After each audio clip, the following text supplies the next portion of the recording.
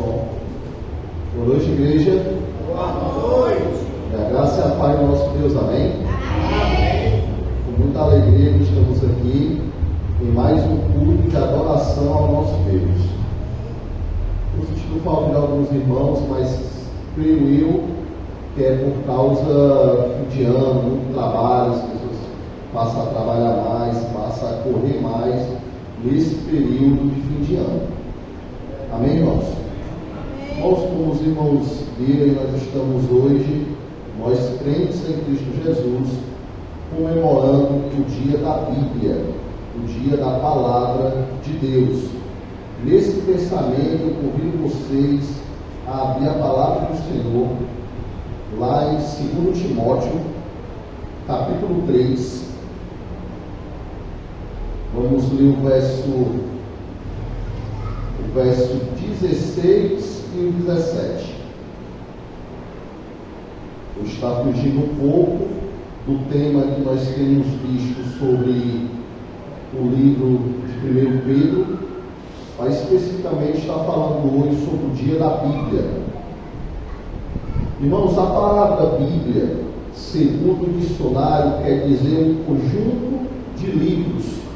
Contudo, para nós que cremos, quer dizer muito mais. Ela quer dizer que é a palavra de Deus. Por isso aqui, em 2 Timóteo, capítulo 3, do verso 16 e 17, diz assim: toda a Escritura é inspirada por Deus e útil para o ensino, para a repreensão, para a correção, para a educação na justiça, a fim de que o servo de Deus seja perfeito e perfeitamente habilitado para toda boa obra. Oremos. Ó Senhor Deus, Pai bendito, Deus de infinita bondade, Deus de graça e Deus de poder, te agradeço, ó Deus, pela rica oportunidade, Senhor, que Tu tens nos dado de estarmos aqui. E diante de nós, ó Deus, está aberta a Tua Santa Palavra, pois nos revela, nos dá entendimento, ó Deus, nos orienta, Senhor, para uma vida dedicada e santa diante de Ti. É o que eu te peço em nome de Teu Filho amado, Cristo Jesus, que vive e reina hoje e eternamente. Amém. Amém. Desde já quero estar agradecendo às crianças por essa apresentação. A gente sabe que você vê que estava fluindo tudo bem, quando botou o microfone desandou. Essa mesmo a vergonha, a timidez por causa do microfone. Irmãos, o dia da Bíblia surgiu em 1549 na Grã-Bretanha, onde um bispo incluiu no livro de orações do rei Eduardo VI um dia especial para que a população intercedesse em favor,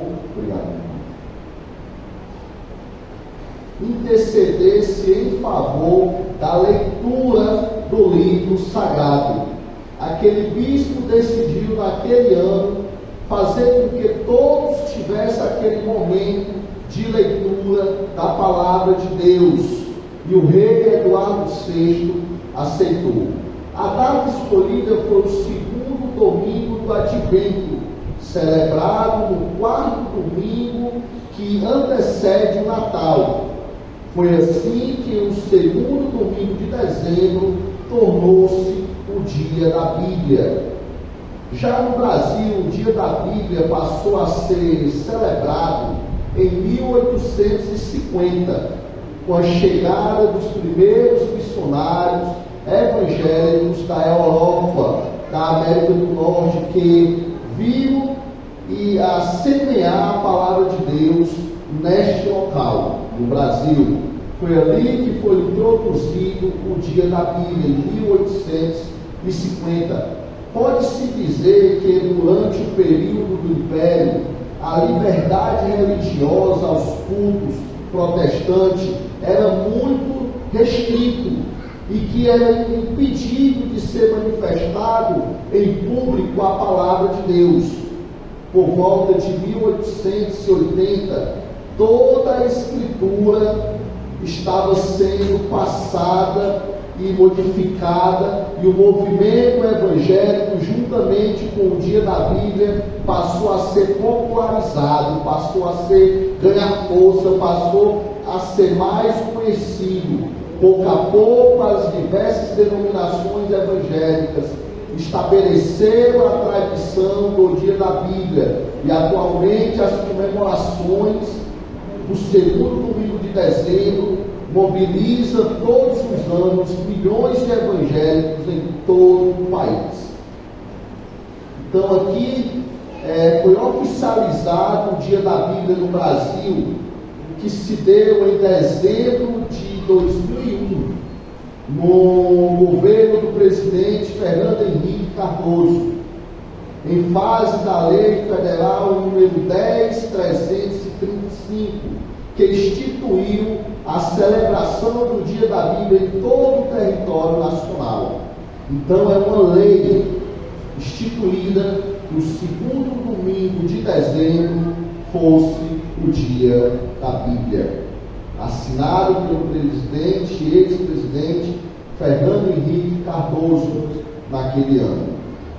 Irmãos, lá em Amós, capítulo 8, verso 11, diz assim: eis que vem o dia, diz o Senhor, que Deus em que enviarei fome sobre a terra, não fome de pão, nem sede de água, mas de ouvir a palavra do Senhor. Vai chegar um tempo que vamos querer ouvir da palavra de Deus e não vamos poder. Vamos querer ler e não vamos poder. Aqui em Amós ele fala sobre isso. Eis que vem dias, diz o Senhor Deus, em que enviarei fome sobre a terra, não fome de pão, nem sede de água, mas de ouvir as palavras do Senhor. No Brasil houve um tempo em que os cristãos eram conhecidos como a Bíblia, ou aquela gente do livro da capa preta.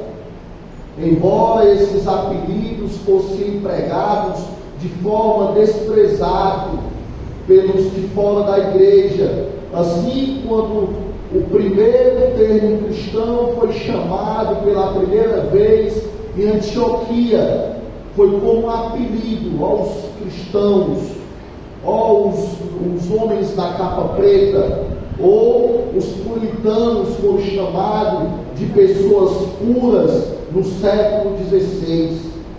Mas todos esses apelidos permanecem o fato de que o apelido evidenciava a ênfase e os valores na crença daquele povo. Foi constituído sobre nós essa crença, esse pensamento de que somos separados. De alguma maneira, o motivo da chacota era também o que tornava os cristãos distintos do mundo que viviam. É que tornava os cristãos separados, diferentes do mundo. É uma pena que em nossos dias tal distinção já não seja tão evidente, porque nós paramos de carregar o livro da capa preta. Não estou aqui falando dessas Bíblias de cores, mas do livro em todo. Passamos a ter o livro no celular. Passamos, em vez de usar a palavra, levar o celular. Vamos fazer uma visita a alguém, não levamos mais o livro, o manual do Senhor, levamos o celular. Isso tem feito com que nós, como crentes, perdesse essa evidência de sermos conhecidos de fato, separados do mundo, aquele que tem um passaporte. Esse é o passaporte do crente. Mas enfim, se há algo que pode ser dito sobre o verdadeiro cristão, é que nós amamos a palavra de Deus, amamos o livro dos livros, maneira que Deus fala a cada um de nós através da sua palavra. A Bíblia tem o peso da autoridade da palavra divina. Este é o argumento do apóstolo Paulo a Timóteo quando disse que toda a Escritura é inspirada por Deus, útil para o ensino, a fim de que o homem de Deus seja perfeito e perfeitamente habilitado para toda boa obra. Essa é a palavra do Senhor. Paulo, numa única sentença, afirma de forma clara e inquestionável que a autoridade é dada através do Senhor às Escrituras. Essa é a autoridade de Deus. Essa é a palavra do Senhor. A palavra inspiração aparece apenas em 2 textos da Bíblia.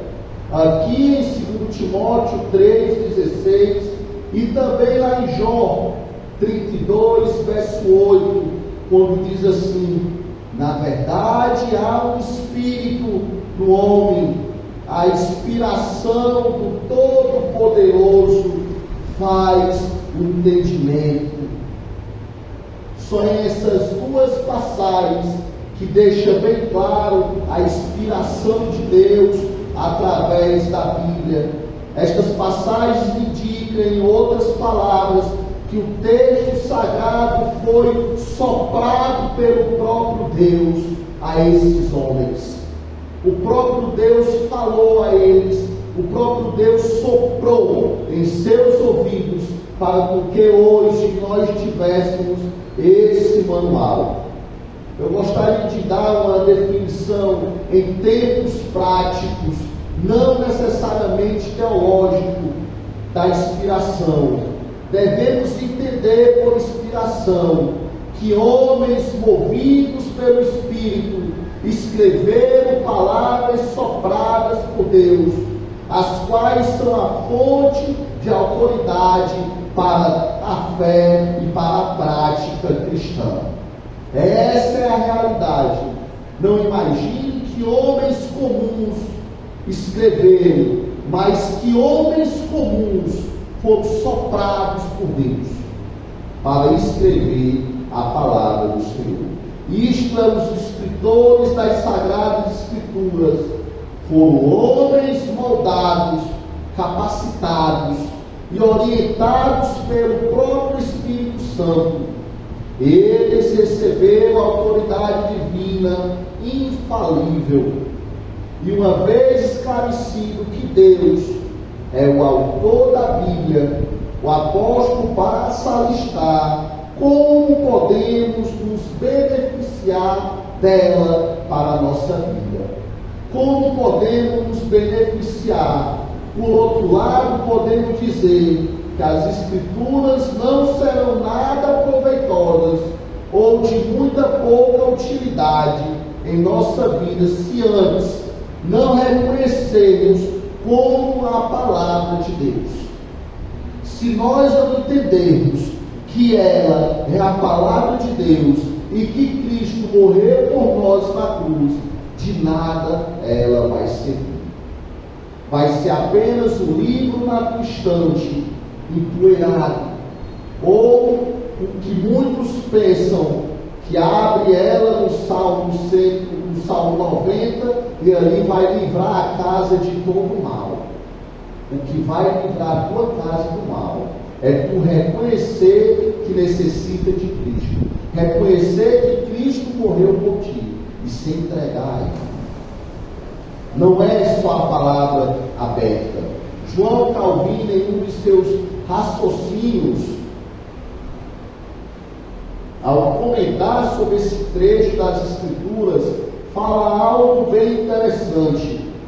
Para asseverar a autoridade da palavra, Paulo ensina que ela, a palavra de Deus, é inspirada por Deus. Porque se esse é o caso, então não há nenhuma dúvida que os homens devam recebê-la com autoridade. Esse é o princípio que distingue nossa religião de todas as demais, ou seja, sabemos que Deus nos falou e estamos plenamente convencidos de que os profetas não falaram de si próprios, mas que como órgão do Espírito Santo pronunciaram somente aquilo para o qual foram do céu comissionados a fazer e a declarar. Então, até os profetas só falaram aquilo que o Senhor determinou o que eles falassem. Deus quis revelar aos homens, e ele só pode ser achado através da revelação que faz de si mesmo nas Escrituras. Se não fosse ela, nós não iríamos conhecer a Deus. Se não fosse ele querer se revelar ao homem por meio dela, nós não conheceríamos a Deus. Ele se apresenta de várias maneiras: na natureza, na diversidade, na formação do mundo, na nossa própria formação, em uma criança nascer no ventre. Mas a maneira que nós conhecemos ele é identificado através das Escrituras. Não há outro meio. O apóstolo Paulo, em sua epístola aos Romanos, demonstra que o cristão atesta os atributos invisíveis de Deus, seu eterno poder, divindade, porém somente por meio da palavra é que Deus é o autor da criação. Ele pode ser realmente conhecido, é através dela. Então, por que nós temos perdido o leque de ouvir a palavra de Deus através de homens inspirados, de aprender da palavra, de lermos a palavra de Deus? Poderia ser apresentado muitos argumentos racionais a favor da autoridade da Bíblia, mas em última análise aceitamos a única autoridade que se baseia na fé. Essa é a maior autoridade dada por Deus, é a nossa fé, que faz com que aquilo que lemos nela se torne realidade em nossa vida. Porque a gente não lê de qualquer maneira, a gente lê através da fé. É aquele pensamento de que quando você lê, sem discernir o que Deus quer falar contigo, você vai ler um texto simples, um texto que você passa por ele todos os dias, e nunca é aberto o leque para ti, porque tu não trabalhou a tua fé. É por isso que diante da palavra de Deus, nós temos que pedir ao Senhor que Ele se revele, e revele ela a nós. Espírito, abre minha mente, meu entendimento, para compreender as tuas Escrituras. Por isso que muitas vezes a gente vem para o culto e escuta o pregador, o pastor, falando sobre aquele texto e dizendo assim: eu nunca vi dessa maneira. É porque naquele momento o Espírito Santo te revelou. E você lia naturalmente, sem a ação do Espírito, sem o mover da tua fé, então você não entende. Abra sua Bíblia lá em 2 Pedro, capítulo 1. Vamos ler o verso 20 e o verso 21, para que possamos entender a base da nossa fé na palavra de Deus. Em 2 Pedro, capítulo 1, no verso 20 e verso 21, diz assim: primeiramente, porém, saibam que nenhuma profecia da Escritura provém de interpretação pessoal, porque nunca, jamais, qualquer profecia foi dada por vontade humana. Entretanto, homens falaram da parte de Deus, movidos pelo Espírito Santo, movidos, guiados, orientados pelo Espírito, não por pensamentos humanos, pessoal, mas movidos pelo Espírito.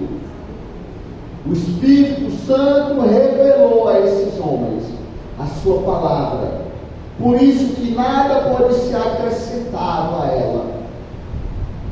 A maneira que você segue a Deus, a maneira que você se aperfeiçoa nela, é a maneira para a qual você mais vai conhecer dele. Na medida que você lê, na medida que você se torna mais curioso para entender a palavra, mais ainda tu vai conhecer sobre o autor da vida. Também notória a insistência dos profetas em afirmar que não são autores daquilo que pregam, mas se trata de uma mensagem recebida de Deus, exclusivamente de Deus, não do homem, mas de Deus. Jesus Cristo falou com autoridade, porque tinha o conhecimento e a consciência de agir como filho de Deus, e não apenas como um pregador vulgar, ou um pregador simples, mas ele falava com autoridade, porque ele sabia que era filho eterno de Deus. Então nós falamos com autoridade da palavra de Deus, porque sabemos que somos filhos de Cristo, filhos de Deus, através de Cristo Jesus. Por isso que nós falamos dela com autoridade. A Bíblia, a palavra de Deus, ela é uma obra completa, onde não há contradição, onde não há dúvida. Então, de que maneira podemos nos beneficiar das Escrituras? Eu quero estar trabalhando 3 pontos com esse tempo que me resta. Uma pessoa se beneficia espiritualmente, esse é o primeiro ponto, quando a palavra a convence do pecado. Esse é o primeiro ponto. Este é o primeiro propósito das Escrituras. É revelar a nossa depravação. É desmascarar a nossa vileza, o nosso caráter. Tornar conhecida a nossa iniquidade. É por isso que através da palavra é que nós reconhecemos que somos pecadores e necessitamos de Cristo.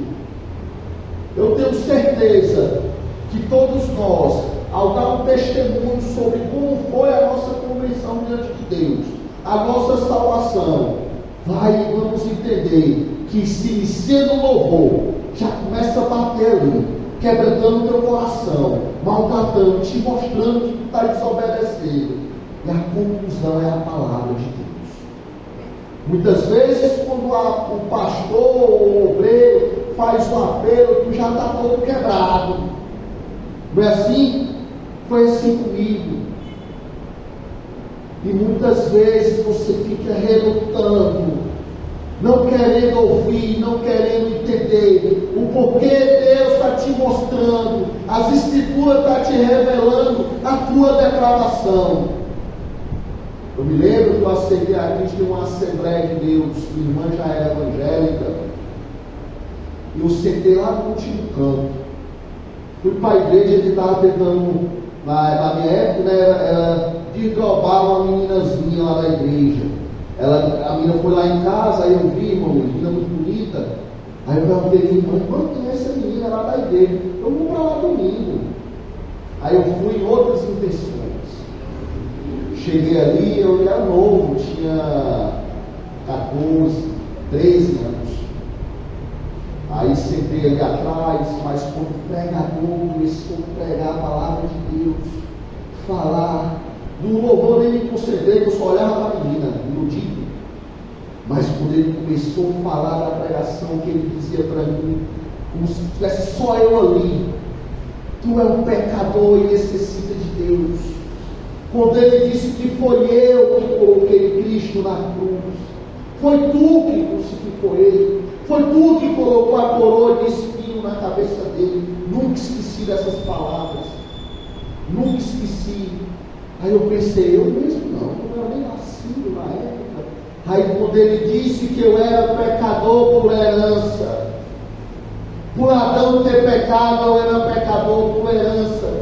Aí eu comecei a chorar e disse: foi eu mesmo. Foi eu mesmo. E quando o pastor fez o apelo, pastor João, ainda lembro o nome dele, eu não consegui mais andar. Eu vim dali, onde a casa está mais ou menos, a distância, de joelho. O pastor pensava que eu era aleijado. O pastor disse: oh meu Deus, Deus tocou no coração do coxo, mas eu não consegui me levantar. Aí minha irmã foi lá, me ajudou a me levantar. Aí o pastor, ele anda, eu não estava conseguindo. E aceitei Jesus naquele dia. Logo mais, não ter um apoio, no entender a palavra, me desviei dos caminhos do Senhor. Mas naquele dia foi que eu entendi que eu necessitava de Deus e que as Escrituras me revelou quem eu era. Quem eu era. Logo depois, com mais alguns anos, me reconciliei novamente. E de lá para cá, eu entendi que eu sem Deus era como se eu fosse uma formiga dentro de um balde d'água debaixo de uma biquíni. A qualquer momento ia chover. Eu ia morrer. Era assim que eu me sentia, eu sem Deus. Você já imaginou aquela imagem de uma pequena formiga, quando cai uma gota d'água, parece um terremoto? Por diante de Deus é assim que nós somos. A vida moral de um homem pode ser irrepreensível, o seu trato com os semelhantes pode ser sem faltas, mas quando o Espírito Santo aplica a palavra ao seu coração, a sua consciência, abrindo os olhos fechados pelo pecado, para perceber a sua relação, a sua atitude para com Deus, aí ele clama que necessita de socorro. É por isso que ela nos revela a sua palavra. Lá em Isaías capítulo 6, verso 5, diz assim: então gritei, ai de mim, estou perdido, pois sou um homem de lábios impuros. Vivo no meio de um povo de lábios impuros. E os meus olhos viram o Rei e o Senhor dos Exércitos. É assim que nos sentimos quando é apresentada a Escritura e ela nos revela a nossa falha, o nosso pecado, a nossa desobediência. Então, o primeiro ponto é esse: desse modo que toda alma verdadeiramente salva é levada a perceber a sua necessidade de Cristo e de sua palavra. Ela nos revela quem nós somos. A segunda maneira que podemos nos beneficiar da Bíblia é que ela é instrumento que o Espírito Santo usa. Ela é um instrumento. Observe, tomai, lá como diz lá em Efésios capítulo 6, 17, tomai também o capacete da salvação e a espada do Espírito, que é a palavra de Deus. Se nós não houver esse pensamento da obediência, a abundância da palavra de Deus em nós, o Espírito Santo terá um instrumento para operar. Se o Espírito Santo de Deus habita em nós, então nós somos instrumentos. A meditar nela, somos instrumentos usados por Deus através da sua palavra. Lá no Salmo 1, no verso 2, diz: antes tem o teu prazer a lei do Senhor, e nela medita dia e noite. Não se aparta da tua boca o livro desta lei. Antes, medita nela dia e noite. É preciso deixar que ela domine todas as esferas de nossa vida. Muitas vezes enfrentamos dificuldades na vida, barreiras na vida, porque nós não deixamos a palavra de Deus se apossar de nós. Só lemos a palavra do Senhor, o seu manual, quando a gente vem para a igreja e em casa. Irmãos, aqui na igreja, muitas vezes, nós passeamos, porque a gente só vem para a igreja quanto dia? 2. Por que só 2, pastor? Porque você sempre vai faltar um na semana. É raro você vir os 3 dias. É raro você vir para a escola bíblica dominical. Então nós passeamos aqui. Mas o peso da palavra de Deus, ela quer nos usar, a palavra do Senhor nos usa, quer nos usar diariamente. Precisamos ficar alimentados da palavra de Deus diariamente. É como um alimento que comemos. Não é só naquele, se nós não nos alimentarmos fisicamente, vamos morrer. Pois nós espiritualmente, se nós não nos alimentarmos da palavra, vamos morrer, vamos esfriar. Essa é a realidade. É por isso que há muitos crentes doentes. Começa na doença espiritual e vai atingir a doença física. A palavra de Deus é o nosso remédio, é o requisito primordial para que Deus responda às nossas orações, é estarmos possuídos pela sua palavra, é estarmos alimentados pela sua palavra, é a eficácia dela que vai nos transformar a cada dia. Aqui está em parte a razão de muitas orações não serem respondidas, é o desinteresse pela palavra de Deus. Às vezes o Senhor está respondendo ali aquela oração que nós apresentamos a Ele e Ele não quer nos dar. Mas por nós não lermos a palavra, não conseguimos identificar e continuamos lendo. Continuamos lendo. Então, temos que ter em mente, ou continuamos orando, temos que ter em mente que é a oração e a palavra para ser respondida. Tem 3 fatos que nos chamam muita atenção aqui em João capítulo 15, verso 7, acompanhe comigo. João, capítulo 15, verso 7.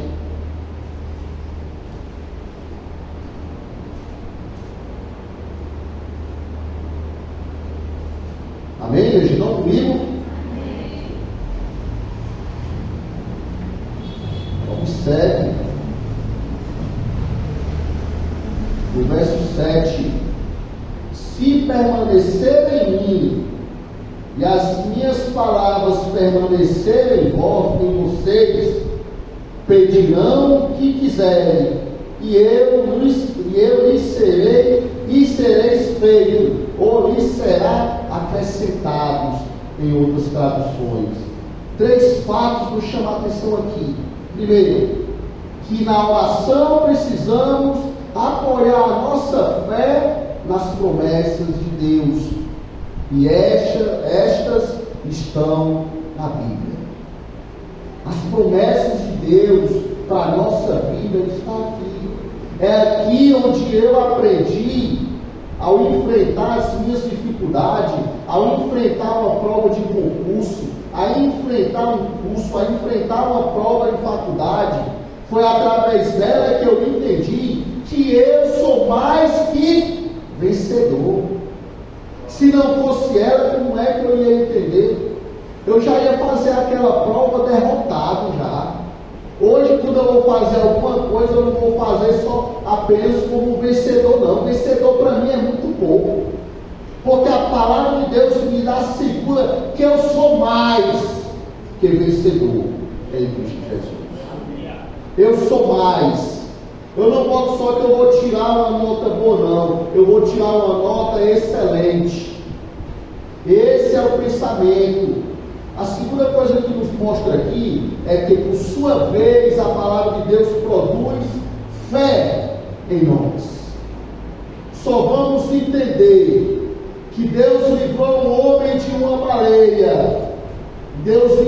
A baleia engoliu o homem, se nós acreditarmos na palavra de Deus.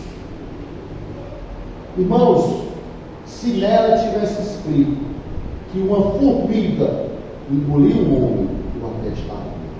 Não trabalharia com fé através disso. Devemos fazer, essa é a segunda razão, devemos fazer nossas petições segundo a vontade de Deus, em meio de saber qual é a vontade de Deus. Como? O meio que vamos saber qual é a sua vontade? Através da palavra. É a única maneira que vai nos mostrar se verdadeiramente estamos orando de acordo com as coisas de Deus. É através da palavra. E a terceira maneira que podemos nos beneficiar com a Bíblia é que ela enriquece a nossa espiritualidade na vida cristã. Abra sua Bíblia lá no Salmo 119, verso 72. Estou encerrando. Salmo 119, verso 72.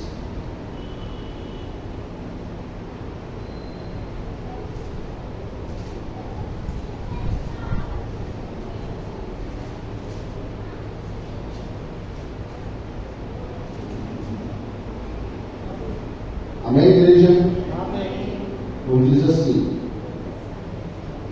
para mim vale mais a lei que procede da tua boca do que milhares de peças de ouro ou de prata.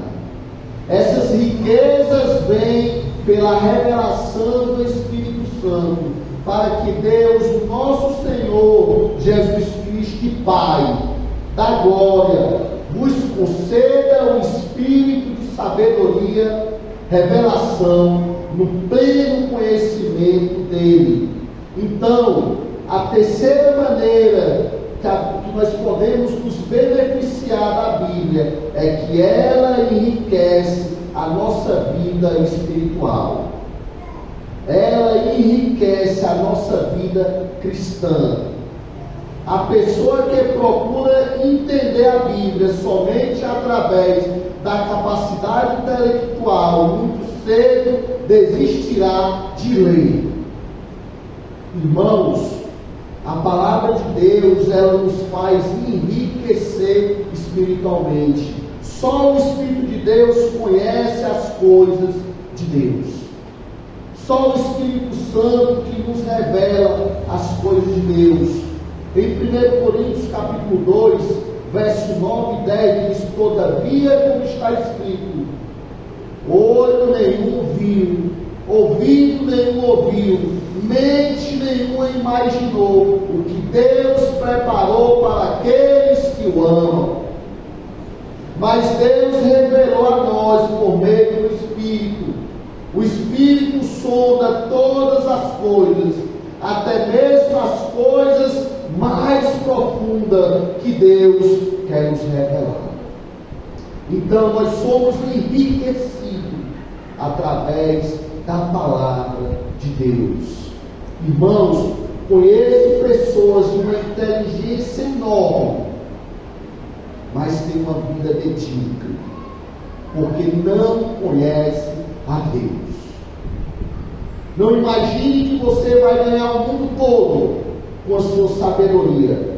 Se você não conhecer a sabedoria dada dos céus, revelada pelo Espírito a você através das Escrituras, você é um povo, o leigo, o inocente, cego, surdo e mudo deste mundo perverso.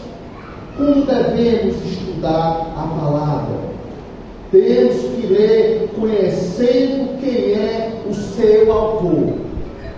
Então aqui nos cabe a nós querer conhecer a Deus intimamente. Isto é muito importante. É o único livro que você lê com o autor te auxiliando presente nas leituras. É o único livro que tu vai ler, um autor te apresentando ela e se apresentando ele a você através das Escrituras. Qualquer livro que tu comprar vai estar ali dizendo as qualificações do autor, na capa ou na introdução, mas aqui é ele mesmo que te revela quem ele é. É o Espírito Santo que te dá o conhecimento. Então temos que ler a Bíblia com a melhor atitude mental e espiritual, e compreender que é o Senhor que nos revela ela. É o êxito da leitura da Bíblia, é entender que nós lemos com o auxílio do Pai, com o Espírito Santo, conhecendo o que Cristo fez por nós. Essa é a maneira que nós nos beneficiamos das Escrituras. E para concluir, é o livro sagrado que nós temos em nossas mãos. Estamos estudando sobre o livro mais importante do mundo, o livro por excelência, o mais vendido e lido de todo o mundo, o maior best-seller de todas as temporadas, de toda a vida é ele. Falamos das Escrituras Sagradas, ele é um manancial de bênção para todas as pessoas, seja sábios, leigos, ricos, pobres, raças, tribos ou nações. Língua não importa, mas o que aprendemos é que ela é a palavra de Deus, sagrada, Escritura. Então não temos qualquer livro em nossas mãos. Temos o livro mais importante do mundo. É a palavra de Deus. É a nossa riqueza. É a nossa riqueza. Todos podem ser abençoados, alcançados por este livro maravilhoso. Mas para isso, temos que querer conhecer o seu autor de próximo, de perto, intimamente. E é só através dela que ele é revelado a nós. Amém? Amém. Vamos orar. Ó Deus amado, Pai bendito.